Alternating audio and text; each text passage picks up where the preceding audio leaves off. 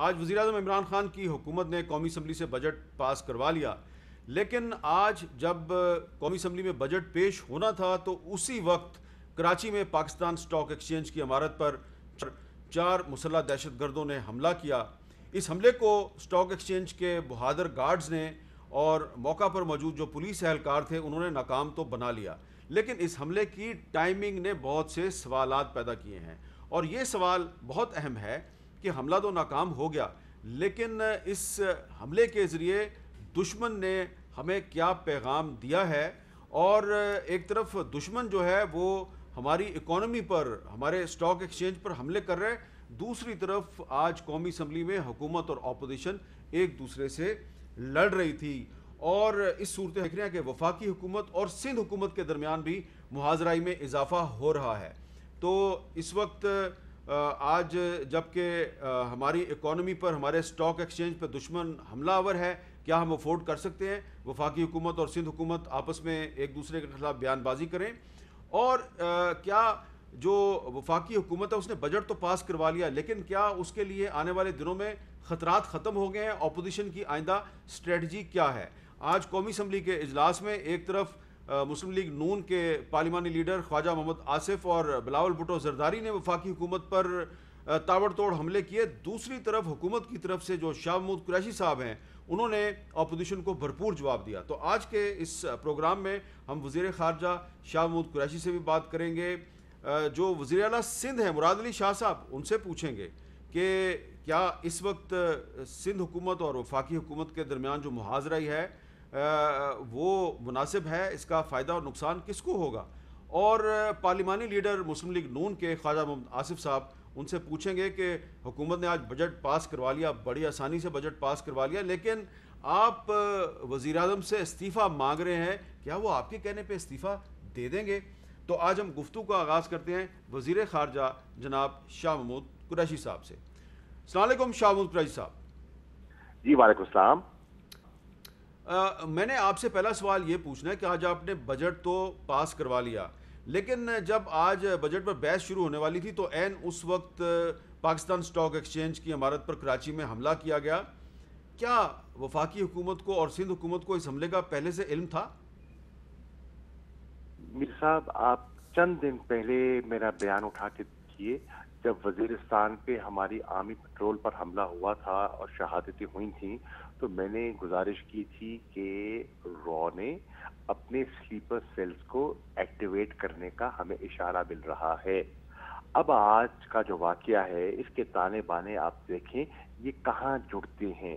آپ کو وقت ثابت کرے گا کہ وہ قوتیں جو پاکستان کے اندر انتشار دیکھنا چاہتی ہیں وہ بڑے غور سے تاک لگائے بیٹھے ہیں، کیونکہ ان کے اپنے ملک کے اندر ان کو بے پناہ مشکلات کا سامنا ہے۔ مقبوضہ کشمیر میں صورتحال دن بدن بگڑتی جا رہی ہے۔ پاک اپنا چین اور ہندوستان کا جو بارڈر ہے، جو ڈسپیوٹڈ علاقہ ہے، وہاں ان کو بری طرح شکست ہوئی ہے۔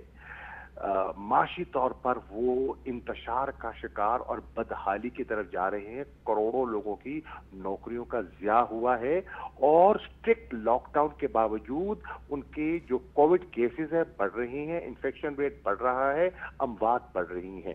اب ان حالات میں انہوں نے پاکستان کے اندرونی حالات کو دیکھتے ہوئے کوشش کی کہ یہاں انتشار پھیلایا جائے، کیونکہ کیا سرائیاں ہو رہی تھیں کہ یہ ہو رہا ہے، وہ ہو رہا ہے۔ حکومت کو غیر مستحکم کرنے کے لیے عین بجٹ کے وقت 11 بجے بجٹ کی بحث شروع ہونی تھی، اور عین اسی وقت آپ دیکھیں کہ خبریں آنی شروع ہو گئی کہ کراچی پہ 4 دہشت گرد حملہ آور ہو رہے ہیں۔ تو آپ دیکھ لیجئے کہ ان کے عزائم کیا ہیں، اور ہمارے سادہ لوگ ان چیزوں کو نہیں سمجھ پا رہے۔ میں سمجھتا ہوں کہ آج بھی ہمیں ذمہ داری کا ثبوت دینا ہوگا، کیونکہ ان دہشت گردوں کا ہم نے مل کر مقابلہ کرنا ہے اور ہندوستان کے عزائم کو خاک میں ملانا ہے۔ وزیر خارجہ صاحب، بجٹ اجلاس میں آپ نے بھی بڑی گرما گرم تقریر کی، اپوزیشن کی بھی بڑی گرما گرم تقریر تھی، لیکن تھوڑے دن پہلے تو آپ ہمارے اس پروگرام میں اپوزیشن کو مذاکرات کی دعوت دے رہے تھے، انہیں دفتر خارجہ بلا رہے تھے۔ تو وہ جو آپ کی پیشکش ہے اس کو اپوزیشن نے قبول نہیں کیا، یا حالات اس طرح کے تھے، حکومت نے ایسے حالات بنا دیے کہ اپوزیشن آپ کے ساتھ مذاکرات پر مائل نہیں ہوئی؟ میر صاحب، میں نے دعوت کیوں دی تھی؟ مجھے ہندوستان کے عزائم کا علم تھا، مجھے پتا تھا کہ یہ کیا کرنا چاہتے ہیں، ان کے ارادے کیا ہیں۔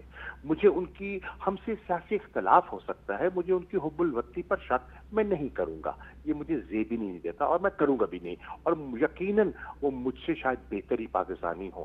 اسی لیے میں نے ان کو کہا کہ آپ آئیے، میں آپ کے سامنے چیزیں رکھتا ہوں، اور پھر آپ خود مختار ہیں، چیزوں کا جائزہ لے کر فیصلہ کر سکتے ہیں۔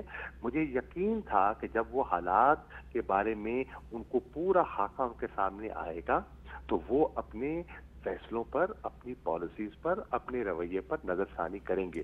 انہوں نے اس دعوت کو میں نے تو پیش کی، میں نے تو یہاں تک کہا کہ اگر آپ کو آنے میں دقت ہے تو میں آنے کو تیار ہوں، لیکن کوئی ان کی طرف سے خاطر خواہ جواب نہیں ملا۔ اب یہ بتائیے کہ جو آج پاکستان سٹاک ایکسچینج پہ حملہ ناکام بنانے میں جن پولیس اہلکاروں اور گارڈز نے اپنی جان کا نذرانہ پیش کیا، اور جن اہلکاروں نے بہادری کا مظاہرہ کرتے ہوئے یہ حملہ ناکام بنایا، ان کے بارے میں آپ کیا کہیں گے؟ میں سمجھتا ہوں کہ آج کمال ہمت سے انہوں نے یہ کام کیا ہے، خاص طور پر اس سپاہی نے جس نے پہلے ان کو روکا اور اندر جانے میں ان کو ناکامی ہوئی۔ خدا نہ خاصا یہ دہشت گرد اندر چلے جاتے تو نقصان کے امکانات بڑھنے کا اندیشہ تھا۔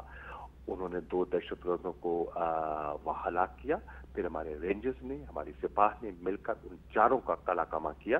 تو یہ بہت بڑی کامیابی ہے، ان کے عزائم کو خاک میں ملایا اور ایک دفعہ پھر ثابت کیا کہ یہ قوم دہشت گردوں کا مقابلہ کرنے کی اہلیت۔ وزیر خارجہ صاحب، آج آپ بجٹ اجلاس میں بہت اہم رول پلے کر رہے تھے۔ آج جو بجٹ تو آپ نے پاس کروا لیا، اب اس کے بعد کوئی منی بجٹ تو نہیں آئے گا؟ دیکھیے میر صاحب، ہم نے تو مشکل حالات میں، بہت مشکل حالات میں، کووڈ کے انوائرمنٹ میں ایک ٹیکس فری بجٹ دیا ہے۔ یقین جانے ہماری خواہش تھی کہ ہم اور بھی کچھ کر سکتے، لیکن مالی وسائل جو ہیں وہ ان کی ہمیں مشکلات تھیں اور ہیں۔ اب ہماری خواہش یہ ہوگی کہ ہم لوگوں پہ بوجھ نہ ڈالیں، خدا کرے ہم اس کرونا کی وبا سے جلد از جلد آزاد ہو سکیں، تاکہ ملک میں پھر جو معیشت کا پہیہ ہے وہ رواں دواں ہو سکے، ریونیو کلیکشن بہتر ہو سکے اور ہم لوگوں پہ بوجھ نہ ڈالیں۔